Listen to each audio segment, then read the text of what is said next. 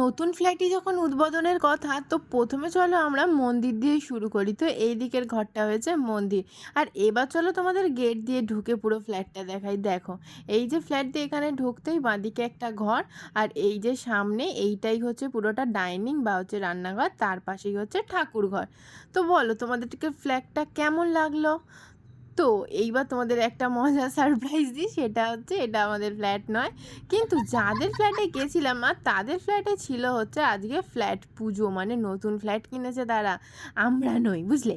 কিন্তু ব্যাপারটা কি, ওনারা যেতেই বলছে যে কি এটা তোমাদের মানে নিজেদের মতো, নিজেদের ফ্ল্যাট মানে নিজেদের বাড়ির মতো খাবারটা খাও সব কিছু। তো আমি তো নিজেদের ভেবে নিয়ে তাই তোমাদেরকে নিজেদের বাড়ি বলে বসলাম।